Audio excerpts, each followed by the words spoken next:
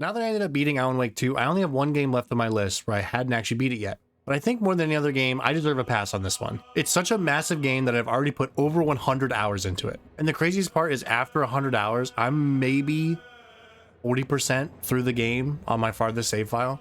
My number 8 this year easily would have been a top 5 game if I would have finished it, but in a year with so many great games that I did end up finishing, whether they were shorter or not, I wanted to put a light on that and shine to those games that I got the entire 100% experience from.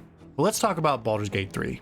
Where do you even begin when talking about the most elaborate, in-depth, and beautifully crafted CRPG of all time? Baldur's Gate 3 is literally Dungeons & Dragons in video game form. If you consider a Dungeon Master's mind technically counting as near infinite possibilities, and this game turned that infinite mind into actual choices to be made in this game.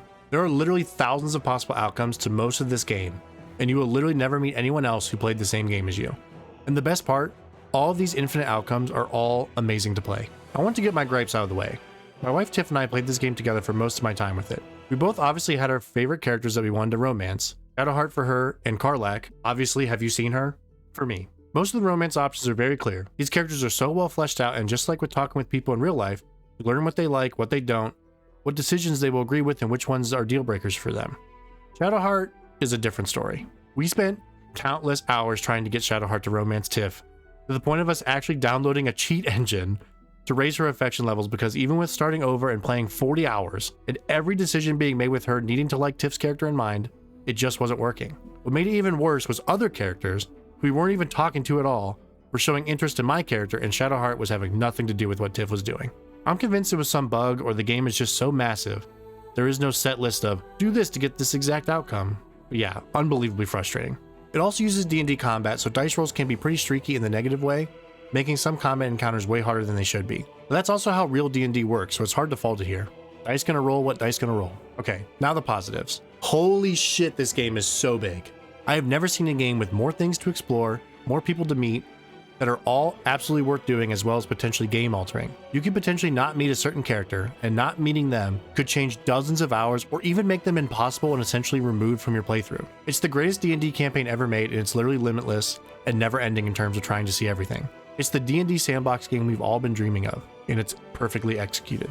Our latest game that Tiff and I are playing has me playing a paladin, and Tiff is a sorcerer, with our girl Shadowheart being a cleric and Karlach being a barbarian, of course. But there are 5 or 6 other NPCs that can make up your party if you want, that are all wonderfully voice acted, including a special shout out to Neil Newbond's work as Asterion that won him the Game Award for Best Performance. All of these NPCs have dozens of hours of content dedicated to each of them, if you want to pursue them. Or you could be like Tiff and I and feed Gale his stupid magic items so he would just shut up about his stupid stomach ache already. I'm trying to flirt with Karlach here, dude. Like, can you chill over there? Keep it down? Other than our romance issues and streaky dice rolls, I can't think of anything in this potentially hundreds of hours long game that isn't perfect.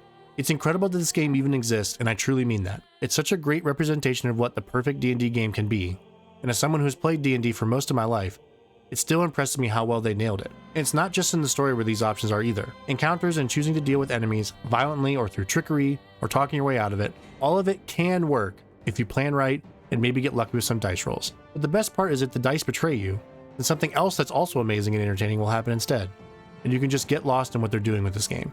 Baldur's Gate 3, I think more than any other game, is the best game of all time of so many different things. It's the best CRPG of all time. It's the best D&D adaptation of all time.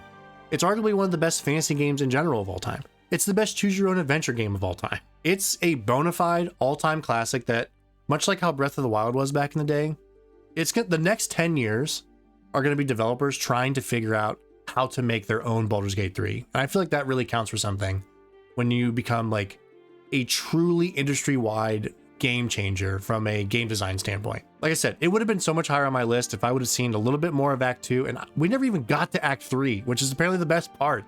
Like, there's just so much of this game that we didn't even see, that almost by virtue of having experienced so little of it, I had to go lower on my list.